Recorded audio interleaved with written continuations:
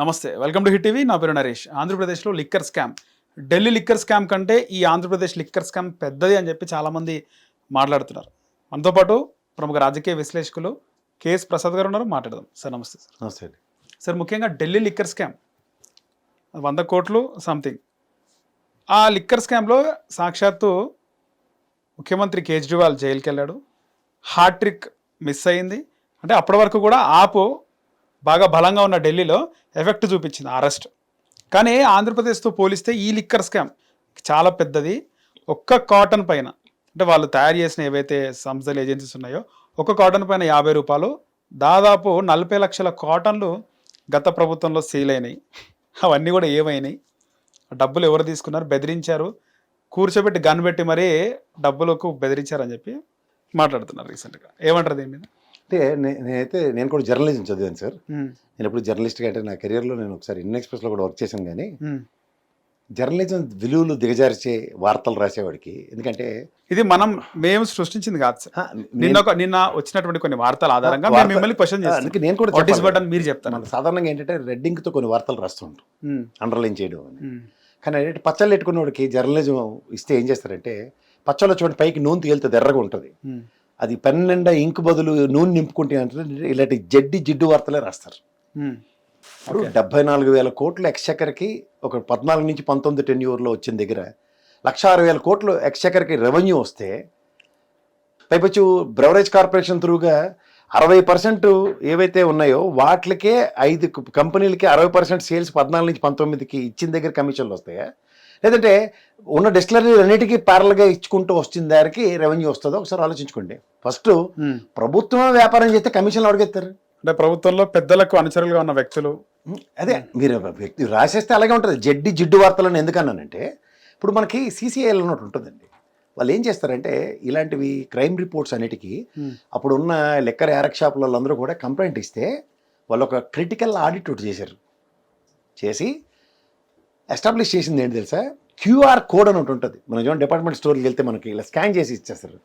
అట్లా ప్రభుత్వం QR కోడ్తో సేల్స్ చేసింది. అవును సార్.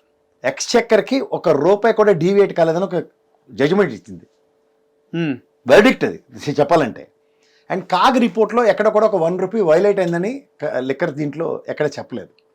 అండ్ మోర్ 1971 నుంచి 19 ఈరోజు ఉన్న 25 వరకు చూసుకుంటే, పర్టికులర్గా 19 నుంచి 24 మధ్యలో ఒక్క డిస్టిలరీ యూనిట్ కూడా కొత్తది ఎస్టాబ్లిష్ కాలేదు. అంటే కొత్తది పెట్టలేదు ఎవరు. కానీ పేర్లు బాగా మారినాయి కదా సార్. ఏం పేర్లు మారితే అందుకే గాబరా పడిపోకూడదు. 14 డిస్టిలరీలు చంద్రబాబు నాయుడు గారి ఆయనలోనే, ఆయన ముఖ్యమంత్రిగా ఉన్నప్పుడు వచ్చాయి. 2 రాజశేఖర రెడ్డి గారి ఆయనలో వచ్చాయి. 1971లో వచ్చాయి. మిగిలిన ముఖ్యమంత్రులు అందరూ కలిపి మిగిలిన ఇచ్చారు. అంటే 14, 2, 16, 17 అనుకుంటే మిగిలిన 3 మిగిలిన ముఖ్యమంత్రులు ఇచ్చారు. అంతే ఓవరాల్ గా మన ఆంధ్రప్రదేశ్లో ఉన్న డిస్టిలరీ యూనిట్లు.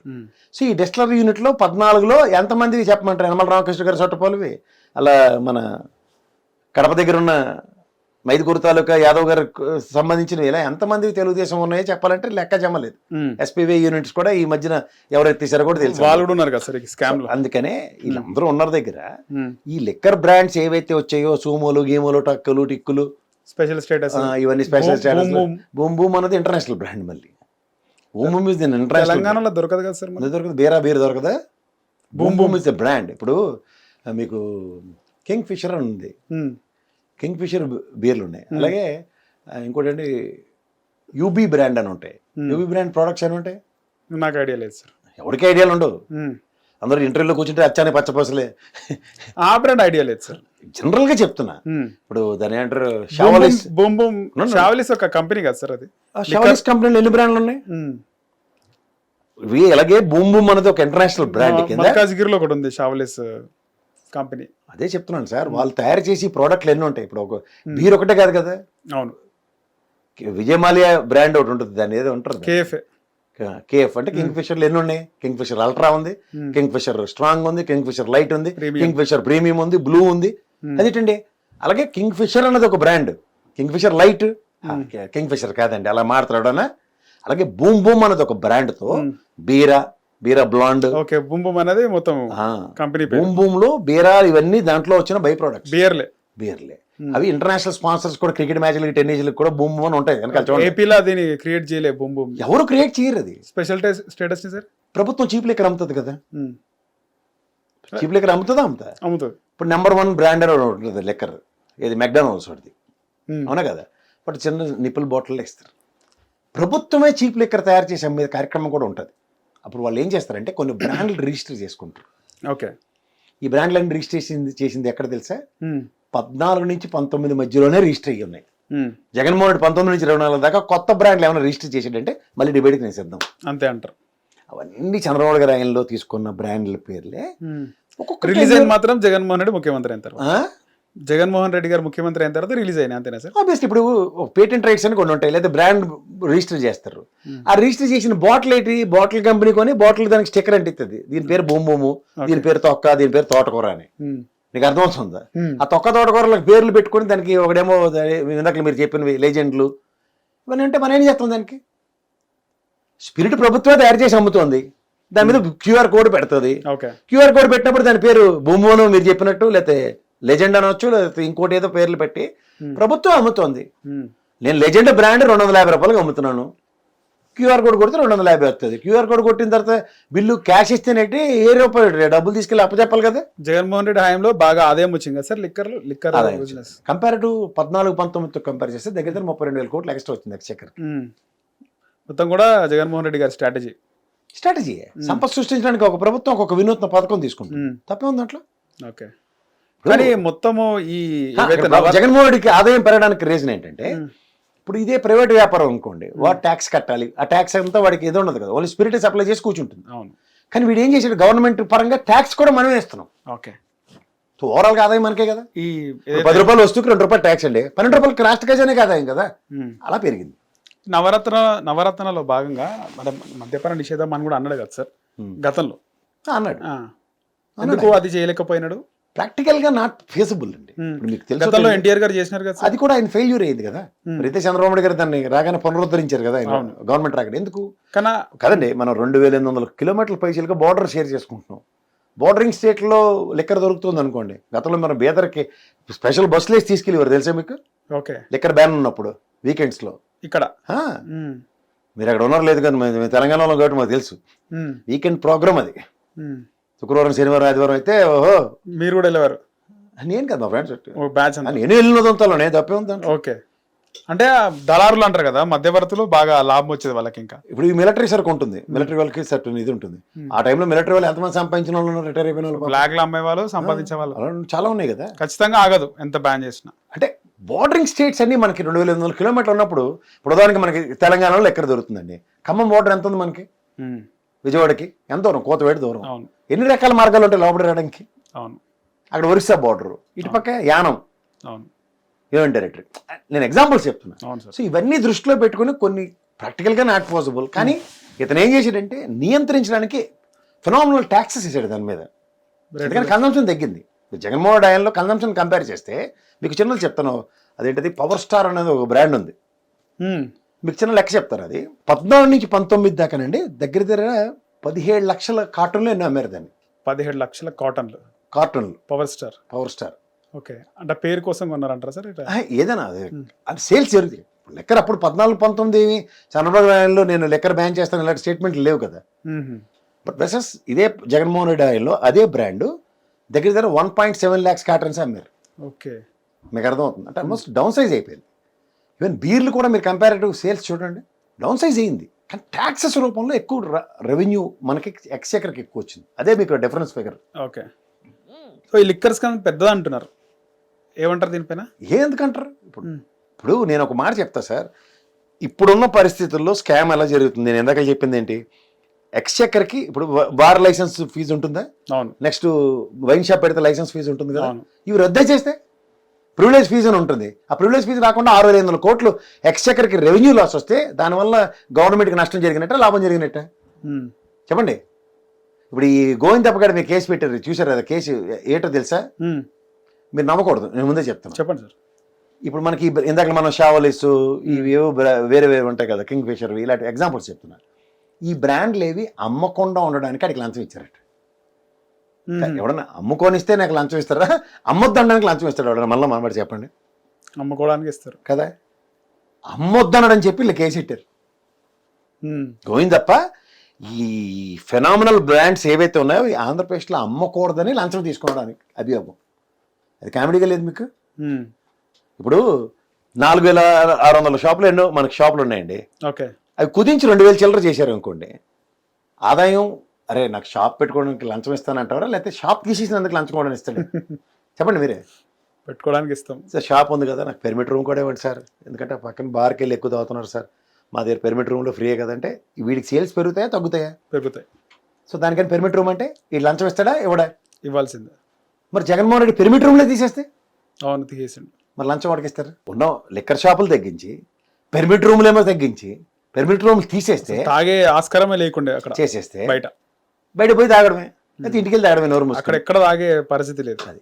సో ఇలాంటి సర్కమాస్టెన్సెస్లో లంచాలు ప్రభుత్వంలో ఉన్న మీరు అన్నట్టు ఎవరెవరు ఎక్స్ అఫీషియోస్ ఎవరెవరికి వస్తాయి అని అనుకుందాం, ఛాన్స్ ఉందా ఛాన్స్ లేదా? ఇప్పుడు అది ఒకవేళ అరే ఈ షాపులు తగ్గించారు, షాపులు ఎవరన్నా ప్రైవేట్ వాడికి ఇచ్చారా, అవన్నీ ప్రభుత్వం నడుపుతుందా? అబ్కారీ వ్యవస్థ పర్యవేక్షణలో ప్రభుత్వ అధికారులను కూర్చోబెట్టి ప్రభుత్వం అమ్మింది. ఇంకెవరికి లంచం ఇస్తారు మీరు? ఎక్సైజ్ ఆఫీసర్ లోపల కూర్చొని డ్యూటీ చేస్తున్నాడు, వాడికి లంచం ఇచ్చి షాప్ నేను పెట్టుకోనా అనే వెసులుబాటు ఉంది ఎవరికైనా? అసలు ఏమైనా లాజిక్ వాడుతున్నాడు ఎవడన్నా దాంట్లో ఫ్రాడ్ జరిగిందని రాయడానికి? అందుకే పెన్ను ఇంక్ వేసుకుంటారు బాబు, నూనె రాస్తే ఎలాగే ఉంటుంది, ఎర్రగా కనబడింది, ఆ పచ్చళ్ళలో మిగిలిన నూనె వేస్తే ఎలాగ ఉంటుంది అంటే జిడ్డు వార్తలే వస్తాయి. ఈరోజు ఈనాడు పైన కూడా ఎక్కిపారేసింది కదా సార్. అలాగే అతీతి లేట్ ఎవడన్నా అందులో జర్నలిస్ట్ ఏడితే జర్నలిజం విలువలు పరిరక్షిస్తే దాని గురించి మాట్లాడాలి.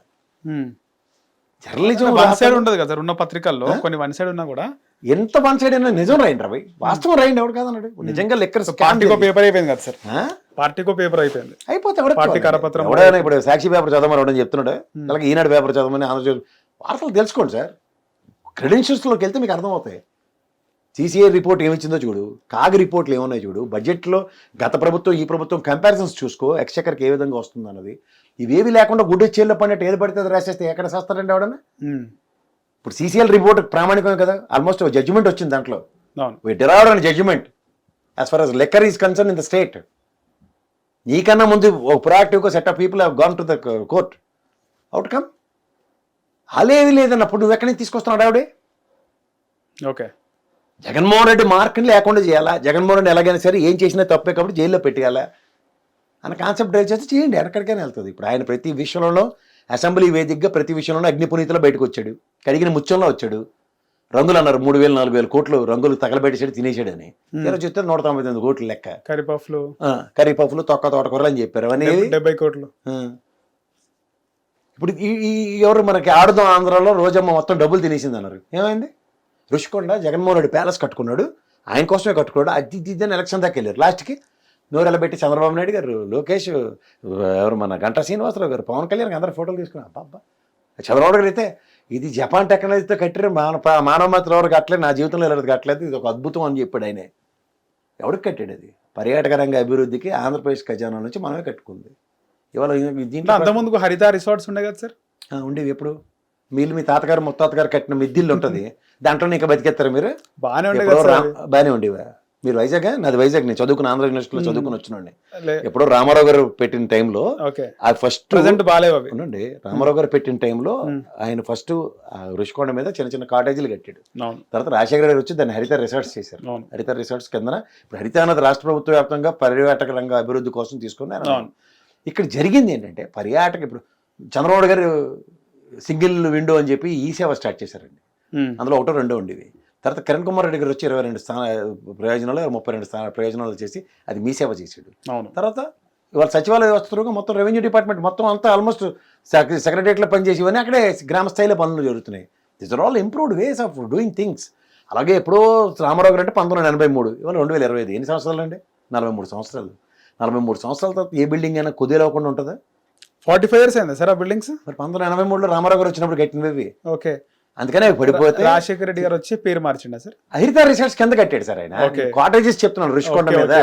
తర్వాత రుషికొండ మీద ఇప్పుడు కట్టింది ఏంటి? పర్యావరణ అనుమతులతో. ఏదో మీరు అందరూ చెప్పినట్టు చెట్లు కొట్టేసరి చంపేసరి చచ్చిపోయారని ఊదరకొట్టి చచ్చారు కదా ఈ తెప్పలగాళ్ళు అందరూ.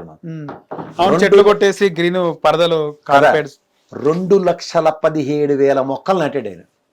బడ్జెట్ చూసుకోండి, లెక్కెట్టుకోండి కావాలంటే వెళ్ళి. 2,17,000 మొక్కలు నాటాడు. ఎక్కడ? రుషికొండ పైన.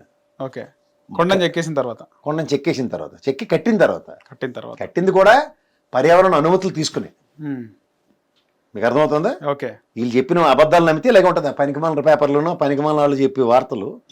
నాన్ జర్నలిజం బ్యాచ్ అని ఉంటుంది. వాళ్ళని రాడికల్స్, నక్సలైట్లు, లేకపోతే దేశద్రోహులు, నెక్స్ట్ ఉద్యమకారులు అంటారు. వాళ్ళు కూడా ఇంటెలెక్చువల్సే కదా సార్? రాడికల్స్ అయినా రాడికల్స్ లో కూడా ఇంటెలెక్చువల్స్ ఉంటారు. రాడికల్స్ ఇంటెలెక్చువల్ ఉంటారు కానీ రాడికల్స్ భాషని ఇవాళ నాట్ యాక్సెప్టబుల్ కదా, అలాంటి భాషలు రాస్తున్నారు వాళ్ళు. హిట్ టీవీ యాప్, ఇందులో short news, live news, entertainment shows, movies, digital magazines తో పాటు మీ జిల్లా వార్తలను కూడా ఫ్రీగా చూడొచ్చు. ఇంకెందుకు ఆలస్యం, వెంటనే హిట్ టీవీ యాప్ ని డౌన్లోడ్ చేసుకుని ఫ్రీగా ఎంటర్టైన్మెంట్ పొందండి. Hit TV app. Hit TV app. Please download hit TV app. Hit TV app ని ఫ్రీగా డౌన్లోడ్ చేసుకొని ఎంజాయ్ చేయండి. మీకు నచ్చిన ఎంటర్టైన్మెంట్ కోసం హిట్ టీవీ యాప్ ని ఫ్రీగా డౌన్లోడ్ చేసుకుని ఎంజాయ్ చేయండి. హిట్ టీవీ యాప్ ని డౌన్లోడ్ చేసుకుని ఆస్వాదించండి, ఆశీర్వదించండి. ఇంతమంది సెలబ్రిటీలు హిట్ టీవీ యాప్ ని డౌన్లోడ్ చేసుకోండి అని చెప్తున్నారంటే ఎంత మంచి యాప్ ఆలోచించండి. అమెరికా అమెరికా అమెరికా అమెరికాలో చదవాలనుకునే వాళ్ళకి విశ్వసనీయమైన పేరు మన శౌర్య కన్సల్టెన్సీ. UK లో 1 year masters, UK లో 1 year masters, 2 years work permit up to 5 years visa. Contact Saurya Consultancy. Contact 89851 89851.